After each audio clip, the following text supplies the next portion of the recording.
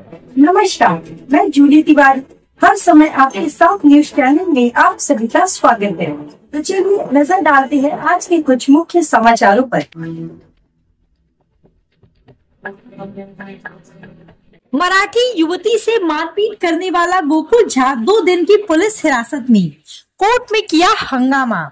मराठी युवती के साथ सरेआम मारपीट करने के मामले में आरोपी गोकुल झा को कल्याण न्यायालय ने 2 दिन की पुलिस हिरासत में भेज दिया है। यह मामला तब सामने आया जब पीड़िता ने पुलिस में शिकायत दर्ज कराई कि आरोपी ने उसके साथ गाली गलौज करते हुए मारपीट की थी। घटना का वीडियो भी सोशल मीडिया पर वायरल हुआ था, जिससे मामला और भी गंभीर बन गया। पुलिस ने तत्परता दिखाते हुए आरोपी को हिरासत में लिया और न्यायालय में पेश किया। सुनवाई के दौरान गोकुल झा ने कोर्ट में जोरदार हंगामा किया।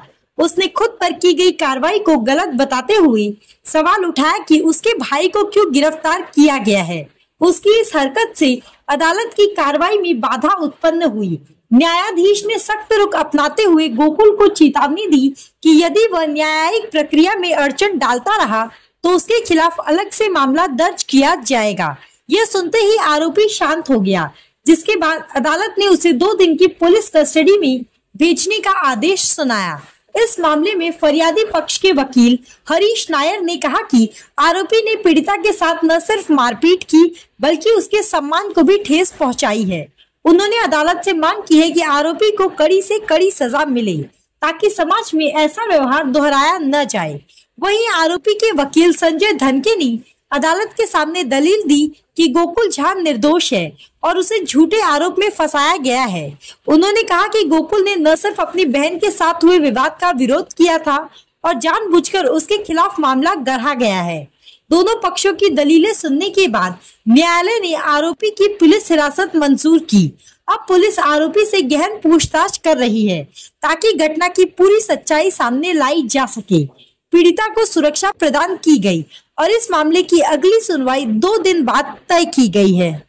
कोर्टामध्ये त्याच्यावर 354 जुना 326 504 506 असे गुन्हे दाखल केले होते सेक्शन। तर त्याला पोलिसांनी अरेस्ट केलं, तो फरार होता। तो भेटला आणि न्यूज मीडिया वगैरे राजकीय रंग गेला, त्याला आणलं त्याला इकडे। काय युक्ती झाली आणि काय युक्तिवाद असा होता, युक्तिवाद म्हणण्यापेक्षा आमची बाजू अशी होती की त्याच्यावर 354 ऍप्लिकेबल नाही, 326 नाहीये। त्याच्या भावाची मुलगी होती लहान, तिला ऍडमिट करायला तो गेला होता। डॉक्टरांनी तिला बघितलं नाही, डॉक्टर नव्हते, काय मे बी असेल काय कारण हॉस्पिटलचं, ते उशीर होत होता त्याच्या इलाजासाठी, म्हणून त्यांनी रागाच्या भरात त्याच्याकडनं ते कृत्य झाले। आता त्याच्यामध्ये हा राजकीय रंग झाला, मराठी अमराठी बिहारी असं झालं आणि ते वाढत गेलं। सर या कोर्टासमोर आरोपीने गोंधळ घालायचा प्रयत्न केला। आरोपीने गोंधळ नाही घातला, तो त्याची बाजू मांडत होता। त्याचं म्हणणं असं होतं की मी केलंय, मी सीसीटीव्ही मध्ये मी दिसतोय, सगळीकडे मी दिसतोय, गुन्हेगार मी आहे असं चित्र निर्माण झाले, पण माझ्या भावाला कशाला पकडलं हे तो सांगत होता। त्याचं इंटेन्शन एवढंच होतं की माझ्या भावाला काय करू नका, मी स्वतः हजर आहे, माझ्यावर जे आरोप आहे ते माझ्यावर आहे, भावाचा गुन्हाच नाही, संबंधच नाही। न्यायाधीशांनी सांगितलं याला की तू जे बोलतोय सरकारी कामात अडथळा आणतोय, तुझ्यावर अजून एक गुन्हा दाखल होईल, त्याच्यामुळे तू काय बोलू नको। तू वकील नेमलेले आहेत, वकील तुझी बाजू मांडतील, ते सर्व सांगतील, न्यायालय सगळं ऐकेल, तुझी बाजू ऐकेल, त्यांची बाजू ऐकेल। मग तो शांत झाला, तो काय असं म्हणजे अग्रेसिव्ह वगैरे काय झाला नव्हता, फक्त त्याची बाजू मांडत होता। थँक्यू। माझं नाव ऍडव्होकेट हरीश नायर। मी आज सदर प्रकरणामध्ये जी पीडित आहे, जी मूळ फिर्यादी आहे, हिच्यातर्फे मेहरबान कोर्टात रिमांड कामी हजर झालो। रिमांड कामी हजर झाल्यानंतर सरकारी वकिलांचा युक्तिवाद चालू असताना आरोपी यांनी जो त्याला बुरखा घातलेला होता तो काढला आणि तो कोर्टात अरेरावी करायला लागला, तमाशा करायला लागला, पोलिसांना वगैरे पण जरा धक्काबुक्की करत होता।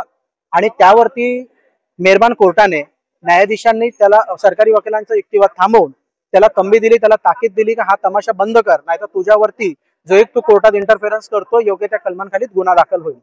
त्याच्यानंतर तो शांत झाला। सदर प्रकरणामध्ये या आरोपी विरुद्ध उल्हासनगर पोलीस स्टेशन मध्ये आर्म्स ऍक्ट, महाराष्ट्र पोलीस कायदा, त्यानंतर कोळशेवाडी पोलीस स्टेशन मध्ये डकैती आणि रॉबरीचा गुन्हा दाखल आहे। त्या प्रकारे मानपाडा पोलीस स्टेशन मध्ये सुद्धा त्याच्यावरती मारामारी आणि गंभीर दुखापतीचे गंभीर गुन्हे दाखल आहेत। आणि आत्ताचा जो गुन्हा आहे विनयभंगाचा, हा 4था गुन्हा त्याच्यावरती दाखल आहे। म्हणजे या आरोपीला प्रत्येक वेळी हा आरोपी गुन्हे करतो, याची गुन्हेगारी पार्श्वभूमी आहे, याला कायद्याची कसल्याही प्रकारची भीती राहिलेली नाही, हे स्पष्टपणे दिसून येतं। आणि आपण सगळ्यांनी बघितलं असेल की ज्या हिशोबाने सीसीटीव्ही मध्ये त्यांनी त्या मुलीला मारलेलं आहे, त्यांच्या वकिलांनी असा युक्तिवाद केला की त्याचा विनयभंग करण्याचा किंवा तिला मारण्याचा उद्देश नव्हता, सडन असं झालेलं आहे. असं काही झालेलं नाही. ती मुलगी तिकडे काउंटरला बसलेली होती. डॉक्टर जे आहेत संबंधित डॉक्टर, ते डॉक्टर MR सोबत बिझी होते आणि मुलगी मराठीतून त्याला बोलली की असं असं आहे, तुम्ही जरा काही वेळ थांबा. ते सांगितल्यानंतर त्याला त्या गोष्टीचा राग आला. तो त्याला म्हणाला की हिंदीमध्ये बोल, आम्हाला समजत नाही मराठी. आणि त्या याच्यावरून मग त्यांच्यात बाचाबाची झाली आणि त्यांनी त्या मुलीला जबर मारहाण केलेली आहे.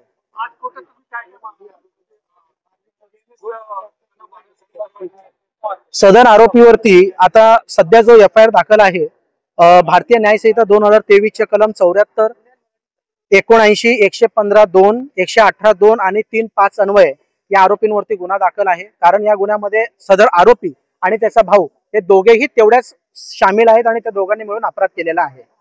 पोलिसांनी याच्यामध्ये आरोपीची 7 दिवसांची पोलीस कोठडी मागितली होती, परंतु न्यायालयाने 2 दिवसांची 25 तारखेपर्यंत पोलीस कोठडी दिलेली आहे, जी की आमच्या मते खूप कमी आहे. कारण पोलीस तपासामध्ये जास्तीत जास्त पोलीस कोठडी मिळणं गरजेचं होतं.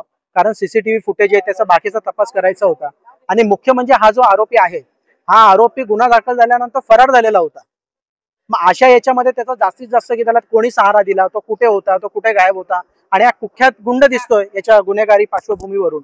म्हणून तो आज के लिए बस इतना ही. कल फिर मिलेंगे इसी समय इसी चैनल पर.